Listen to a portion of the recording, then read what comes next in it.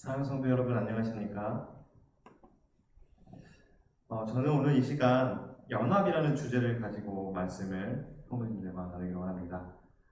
말씀을 나누기 앞서서 기도하고 시작하도록 하겠습니다. 언제나 저희를 사랑하시는 하나님 아버지, 이 코로나로 인하여서 아버지의 전에 나오지 못하고 각 가정에서 예배를 드려야 하는 이런 상황 속에 저희들이 아버지의 말씀을 듣길 원합니다. 아버지, 저희들이 각자 있는 그곳에서 아버지의 말씀을 구하고 아버지의 은혜를 구하오니 아버지 긍휼을 베푸셔서 저희들이 아버지의 말씀을 온전히 이해하고 또 아버지의 뜻을 깨달아 온전히 아버지의 말씀에 따라 살아갈 수 있도록 힘과 용기를 주시옵소서. 이 시간 아버지께서 온전히 선하게 인도하여 주시기를 간절히 바라오며 사랑이 많으신 주 예수 그리스도의 이름으로 간절히 기도합니다. 아멘.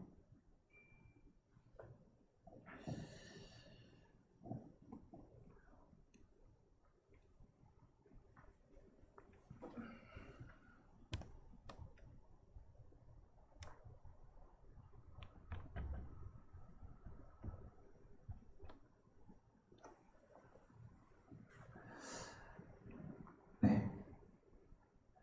우리 다 함께 요한복음 17장 11절을 보시도록 하겠습니다. 오늘의 본문이 요한복음 17장 11절을 보시도록 하겠습니다. 제가 읽도록 하겠습니다. 나는 세상에 더 있지 아니하오나 그들은 세상에 있사옵고 나는 아버지께로 가옵나니 거룩하신 아버지여 내게 주신 아버지의 이름으로 그들을 보전하소서. 우리와 같이 그들도 하나가 되게 하옵소서. 아멘. 오늘 말씀을 나눌 이 본문에서 예수님께서 기도하신 그 말씀이 나옵니다.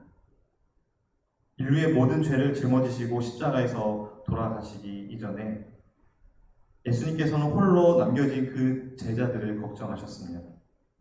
그래서 예수님은 이런 제자들을 위하여 하늘 아버지께 중보 기도하신 것입니다. 오늘 본문인 요한복음 17장 11절에서 저는 주목하고자 하는 말씀이 있는데요. 바로 우리와 같이 그들도 하나가 되게 하옵소서입니다. 이 말씀은 새 하나님께서 삼위일체를 이루신 것처럼 세상에 남겨진 그 제자들도 서로 연합을 이루게 해달라는 기도인 것입니다. 그렇다면 연합을 이루기 위해서 그리고 연합을 이루는 것은 무엇일까요? 네이버 사전에 찾아보시면 이렇게 정의합니다. 연합은 두 가지 이상의 사물이 서로 합동하여 하나의 조직체를 만드는 것. 이 샌프란시스코에 가시면 랜드마크인 이 금문교를 확인할 수 있다고 합니다. 이 금문교는 세계 최초의 현수교인데요. 그 웅장함과 아름다움이 유명합니다. 이 금문교는 6차선 너비의 길이는 2.8km나 되는 큰 다리인데요. 이 육중한 다리를 붙드는 힘은 바로 철사들에서 나온다고 합니다. 이 227m나 높이나 되는 이 주탑, 저기 동그라미 되어 있는데 이 주탑에 메어져 있는 이 철사로 된 이 가늘한 줄이 굵기가 1m나 되는 쇠붙이인데 그 이름을 이제 케이블이라고 합니다. 그 안에 이렇게 단면도로 보시면 그 안에 우리 머리카락보다 약간 굵은 이 철사가 27,000개의 가닥으로 함께 꼬여서 만든 케이블인데요. 이 한 가닥 한 가닥 한 가닥은 맨손으로 우리가 이렇게 끊을 수 있는 그런 약한 철사지만 이게 27,000개가 함께 붙어 있을 때는 엄청난 다리의 무게를 붙들 수 있는 힘을 가지게 되는 것입니다. 다음으로는 그 레드우드 숲 이야기인데요. 이 캘리포니아에서 조금 북쪽으로 올라가면은 이 오리건이라는 주가 나옵니다. 그곳에 이르면 하늘을 찌르는 그 레드우드 숲을 이제 사람들이 보고서 많이 경탄하고 또 감동을 받는다고 합니다. 그렇지만 사실 보면은 이 지역은 엄청 불행하게도 겉흙이 4m 깊이밖에 안 되는 아주 매우 얇은 두께로 맨 밑에는 그 하강암만으로 이렇게 이루어져 있어서 그 나무가 뿌리를 아무리 최대한 내려도 4m밖에 뿌리를 내릴 수 없는 그런 지역이라고 합니다. 그래서 이 암바 때문에 이 레드우드 나무는 깊이 뿌리를 박을 수 없는 것입니다. 그럼에도 불구하고 레드우드 나무는 거대한 빌딩 숲처럼 하늘을 찌르고 이렇게 서 있는데요. 가장 큰 것은 120m, 높이가 120m나 되고, 그리고 최대 20m 넘게, 그 둘레는 최대 20m 넘게까지 자란다고 합니다. 이처럼 척박한 환경에서 어떻게 레드우드 나무들은 거대하고 웅장한 숲을 이룰 수 있었을까요? 답은 의외로 단순했습니다. 레드우드 나무의 뿌리가 서로의 뿌리를 붙들어 주기 때문이라고 합니다. 이처럼 연합은 연약한 개체들을 하나로 이렇게 모여서 어떠한 힘도 견뎌낼 수 있는 그런 강한 힘을 만들어내는 그런 역할을 하는 것입니다. 오늘 우리가 살펴본 본문에서도 제자들을 위한 예수님의 기도는 이런 연약한 제자들이 연합을 이루도록 하나님 아버지께 간구하는 기도였습니다. 그런데 예수님께서 기도하시는 그 말씀 중에 연합이라는 말을 대신해서 하나라는 단어로 표현하셨는데요. 네이버 사전에서 이렇게 보시면 이 하나라는 단어를 찾아보면 뜻, 마음, 생각 따위가 한결같거나 일치한 상태라고 정의합니다. 이처럼 제자들을 위해 기도하신 그 예수님은 제자들의 뜻과 마음이 한결같이 일치된 상태가 되기를 원하셨던 것입니다. 그런데 세상에 홀로 남겨진 제자들을 위한 예수님의 기도 응답은 사도행전을 통해서 우리가 확인할 수가 있습니다.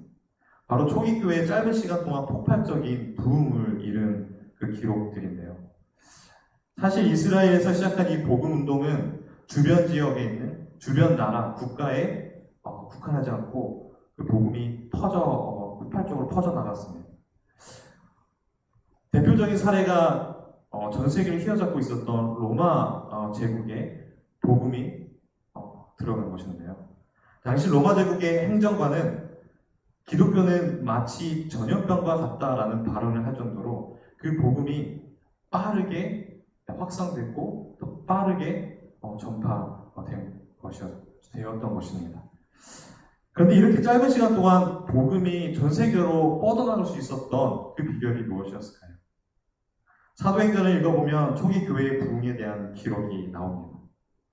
예수님께서 하늘 승천하신 후 세상에 남겨진 그 제자들은 교회를 조직하고 복음을 막 전하기 시작합니다. 그런데 이들의 복음을 전 세계에 전할 수 있게 만든 그 원동력은 예수님께서 십자가에 달리기 직전에 그들을 위해서 하신 그 기도 제목입니다. 바로 하나됨인데요. 사도행전을 보시면 예수님의 제자들이 예루살렘에서 본격적으로 여러 지역, 여러 나라의 복음을 전파하기까지 그들이 한 일들이 있습니다. 한번 살펴보도록 하겠습니다. 첫 번째로 기도에 힘썼습니다. 사도행전 1장 14절 여자들과 예수의 모친 마리아와 예수의 아우들로 더불어 마음을 같이하여 기도에 힘쓰니라. 두 번째로는 성전에 모이기에 힘썼다는 것입니다. 날마다 마음을 같이하여 성전에 모이기를 힘쓰고 사도들의 손으로 민간의 표적과 기사가 많이 되매 믿는 사람이 다 마음을 같이하여 솔로몬 행각에 모이고, 세 번째로는 서로의 물건을 통용하는, 그러니까 빌려주고 나누어 줬습니다. 믿는 무리가 한 마음과 한 뜻이 되어 모든 물건을 서로 통용하고 제 재물을 조금이라도 제 것이라 하는 이가 하나도 없더라. 그런데 이 성경전을 살펴보면 반복해서 같은 뜻을 표현하는 구절이 있습니다. 네, 바로 마음을 같이하여 또 한 마음과 한 뜻이 되어입니다. 그러니까 사도행전에서 복음이 온 세상에 전파될 수 있었던 것은 그들이 한결같이 마음을 같이 하였고 한 마음과 한 뜻이 되었기 때문입니다. 이처럼 연합은 세상을 흔들 수 있는 강한 힘을 가지고 있지만 모든 교회가 다 가지고 있는 것은 아닙니다. 예수님께서는 세상에 빛이 되어야 하는 모든 교회가 연합되기를 원하시는데요. 그래서 전에도 그러셨고 지금도 이 교회가 연합되기를 위하여 기도하신다는 사실을 우리가 기억할 필요가 있겠습니다. 그렇다면 예수님께서 그 원하시는 연합을 우리 교회는 어떻게 이루어 나갈 수 있을까요? 첫 번째로 성령의 지도 아래서 연합을 이뤄야 합니다. 나를 떠나서는 너희가 아무것도 할 수 없습니다. 단체 안에서 연합을 이루는 것은 너무나도 어려운 일인 것 같습니다. 왜냐하면 우리 모두가 서로 다른 하나의 인격체이기 때문에 말과 행동이 다를 뿐만 아니라 또 생각하는 것과 개인의 성향이 다르기 때문입니다. 그렇다고 해서 연합을 이룰 수 없는 것은 우리가 아니죠. 우리 모두는 한 성령의 지도 아래 움직일 수 있습니다. 그래서 요한복음 15장 읽어보시면 참 포도나무의 비유가 나오는데요. 이 포도나무의 가지와 또 잎사귀는 어느 하나 똑같은 것이 없습니다. 그렇지만 이 똑같이 포도나무를 통해서 동일한 자양분을 이 포도나무 가지와 잎은 공급받습니다. 모든 가지가 동일한 포도나무로부터 동일한 자양분을 공급받는 것처럼 우리도 서로가 다른 성격과 재능을 가졌을지라도 동일한 성령님의 지도 아래 있다면 하나님 안에서 우리는 연합을 이룰 수 있음을 기억하는 저와 성도들이 되길 간절히 원합니다. 두 번째로 연합의 근원이신 그리스도를 바라봐야 합니다. 빌립보서 2장 5절에서 8절 보시도록 하겠습니다.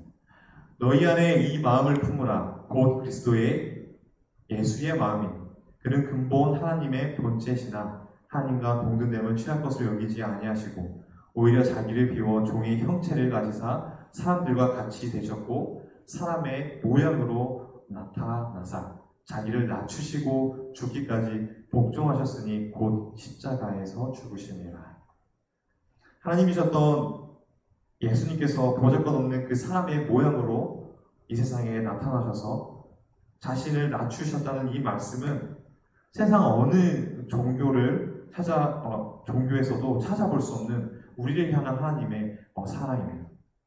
그런데 이 교회가 연합하지 못하는 것은 바로 예수님의 그 사랑을 나타내는 십자가를 우리가 바라보지 못하기 때문인 것입니다. 여러분에게 있어서 십자가는 개인적으로 어떤 의미로 다가옵니까? 문둥이 성자 다미안이라는 책이 있는데요. 다미안은 1840년 벨기에에서 아주 시골에 있는 농부의 아들로 태어났습니다. 그는 예수님을 젊은 청년 때 개인의 구주로 영접하면서 이 선교에 대한 열망을 품게 됩니다. 그랬을 때 하와이 군도에 나병 환자가 급격하게 늘어나면서 그 나병이 걸린 그 사람들을 그 몰로이카라는 그 외딴 섬에 이렇게 모아놓고 수용하여서 많은 사람들이 거기서 비참하게 살아가다가 죽어간다는 그런 소식을 접하게 됩니다. 그래서 이 다미안은 이 젊은 33살에 이 몰로이카라는 그 외딴 섬에 들어가서 선교하기로 결심하고 선교사로 지원하여 갔습니다. 그것에 도착해서 그 문둥병자들에게 하나님의 복음을 열심히 전하였지만 그 문둥병자들은 이 다미안의 그 복음을 받아들이지 않는 것입니다. 다미안이 아무리 복음을 전해도 그들은 마음을 열지 않는 것입니다. 오히려 그들은 다미안의 그 복음을 듣고서 비웃습니다. 그리고서는 한 사람이 찾아와서 말하기를 우리는 나병 환자이고 당신은 건강한 사람이니까 서로 생각하는 바가 달라서 안 됩니다. 라고 말하는 것입니다. 이 말을 듣고 다미안 선교사는 많은 좌절과 많은 절망에 휩싸여서 있었는데 다미안 선교사는 그렇지만 그 말에 굴복하지 않고 계속해서 복음을 전하기로 결심합니다. 그리고서 그들과 같은 삶을 살고 포기하지 않고 계속해서 그들에게 복음을 전합니다. 그러다 어느 날 자신의 발등에 감각이 없었다는 것을 알게 된 다미안 선교사는 이렇게 기도했다고 하는데요. 주님, 감사합니다. 이제 저도 저들과 같이 문둥이가 되었습니다. 이제 저도 저들과 똑같은 고통을 겪게 되었습니다. 이제는 저들도 알 것입니다. 제가 저들을 얼마나 사랑하는지를. 문둥이가 된 다미안 선교사는 죽을 때까지 그들과 함께 같은 아픔을 가지고 살면서 그들에게 복음을 전했고 그곳에서 많은 나병 환자들이 복음을 받아들이게 되었습니다. 결국은 1965년에 이 하와이 그 주정부는 다미안 선교사를 하와이 영웅으로 결정하고 미국 국회의 의사당의 자료를 이렇게 전시했다고 하는데요. 이 십자가는 예수님께서 우리를 향한 이타적인 사랑을 보여줍니다. 이처럼 이타적인 사랑은 다미안 선교사가 자기 자신을 부인하고 이 문둥이 섬에 들어가서 복음을 전하다가 숭배한 것처럼 예수님께서 보여주신 그 사랑은 자아 희생과 그리고 겸손한 삶이었습니다. 그렇기 때문에 이러한 생애를 깨닫게 해주고 이끌어주는 것이 바로 십자가인 것입니다. 우리가 흔히 볼 수 있는 이 자전거 바퀴는 이 태와 그리고 바퀴살과 바퀴통으로 이렇게 이루어져 있는데요. 자전거에서 바퀴의 역할은 그 자전거가 잘 굴러갈 수 있도록 하는 역할도 있지만 이 자전거의 그 하중을 잘 받쳐줘서 자전거가 잘 굴러갈 수 있도록 그 하중을 견뎌낼 수 있게 하는 그 역할을 이 바퀴가 합니다. 그래서 자전거 바퀴를 보시면 여러 개의 이 바퀴 살들이 이 바퀴통을 향하는 것을 볼 수가 있는데요. 이것은 자전거의 그 하중이 바퀴통에 전달되고 그리고 바퀴통에서 다시 여러 개의 바퀴 살로 이 하중이 분산되면서 이 자전거를 굴러갈 수 있도록 해주는 것입니다. 우리는 여기서 바퀴통을 예수님의 십자가로 빗대어 본다면 바퀴살은 우리들인 것입니다. 바퀴의 기능을 살리기 위해서 서로 다른 여러 바퀴들이 바퀴통을 향하는 것처럼 우리가 예수님의 십자가로 더 가까이 나아간다면 서로 다른 개성을 가진 우리는 서로의 그 거리가 좁혀지고 연합할 수 있게 되는 것입니다. 이처럼 교회 안에서 연합의 비결은 경영 능력이나 그리고 여러 문제를 극복하려는 노력에서 나오는 것이 아니라 예수님의 십자가를 우리 모두가 바라볼 때 그 십자가 안에서 그 연합이 이루어지는 것입니다. 사랑하는 성도 여러분, 우리는 연합을 이루고 있습니까? 아니면 연합을 이루기를 원하십니까? 만약 이루고 싶어도 잘 이루어지지 않는다고 생각하신다면 우리는 먼저 예수님의 십자가를 바라봄으로써 죄인인 우리를 위하여 죽으신 그분의 예수님의 이타적인 사랑의 경험을 우리의 매일 삶 속에서 하시기를 간절히 원합니다. 그렇게 했을 때 우리는 예수님의 십자가에서 진정한 연합을 이룰 수 있다는 사실을 우리가 깨닫게 되기를 간절히 원합니다.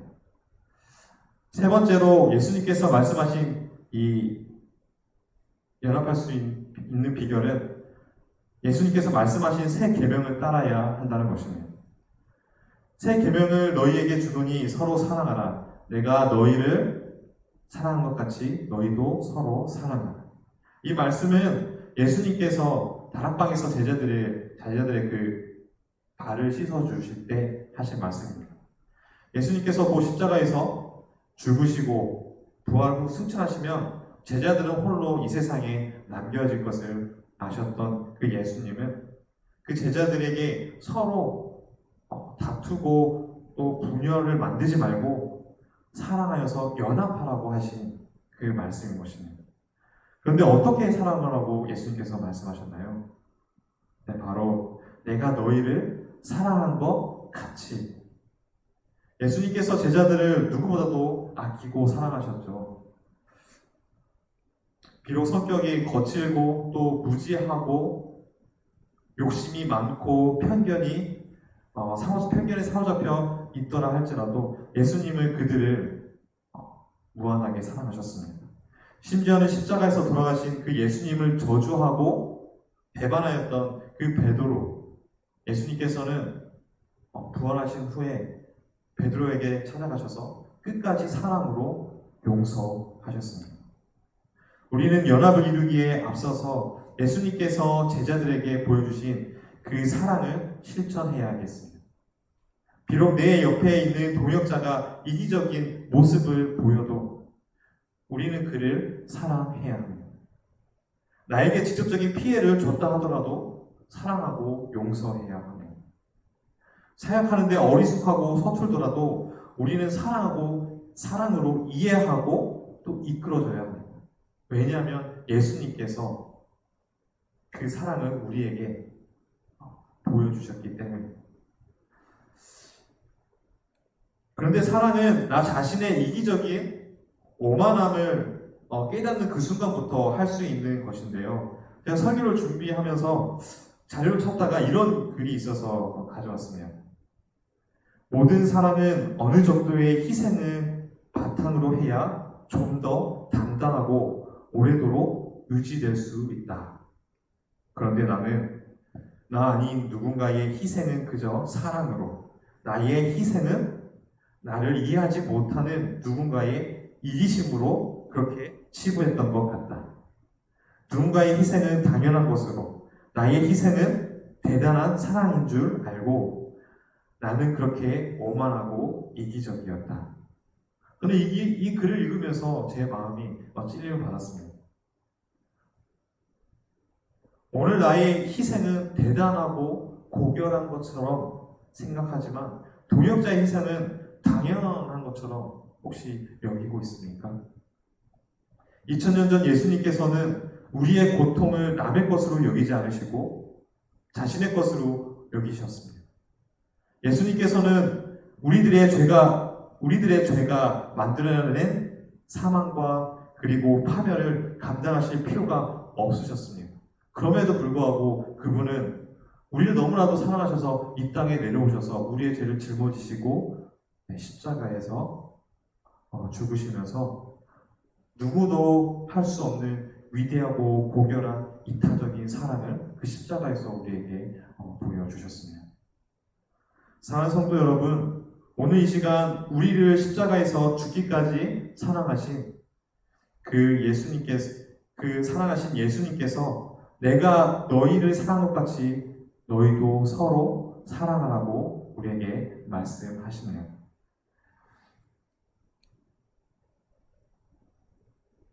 예수님께서 죄 많고 어리숙한 나를 이 십자가 위에서 사랑하셨던 것처럼 나의 가족과 나의 친구와 그리고 교회 동역자들과의 그 결함, 또 교회 동역자들의 결함과 그리고 허물을 덮어주고 또 사랑하게 되시기를 간절히 원합니다. 초기 교회가 한마음 한뜻으로 연합을 이루어 부흥하였던 것처럼 오늘 우리도 성령의 지도 아래 활동하고 예수님의 십자가를 바라보고 예수님께서 우리에게 사랑하신 것 같이 서로 사랑하여서 연합을 이루기를 간절히 원합니다. 그래서 우리의 광주중앙교회가 코로나로 이 힘든 이 상황에 있지만 앞으로 있을 온라인 부흥회를 통하여서 복음을 이웃에게 전하고 또 하나님께 영광을 돌릴 수 있게 되기를 간절히 바라며 말씀을 이만 드리도록 하겠습니다. 우리의 연합의 근원 되시는 하나님 아버지, 예수님께서 제자들을 남겨두고 하늘로 승천하시기 전에 우리와 같이 그들도 하나가 되게 하옵소서라고 기도하신 것처럼 저희도 하나 되기를 원합니다. 10월 26일부터 31일에 있을 온라인 부흥회를 위하여 저희가 마음과 뜻이 하나 되어 기도하게 하여 주시옵소서. 그래서 많은 영혼들이 이 온라인 부흥회를 통하여 복음을 듣게 하시고 저희 광주중앙교회에도 축복하셔서 더욱 영적으로 부흥하는 기회 삼아 주시옵소서. 사랑이 많으신 주 예수 그리스도의 이름으로 간절히 기도합니다. 아멘.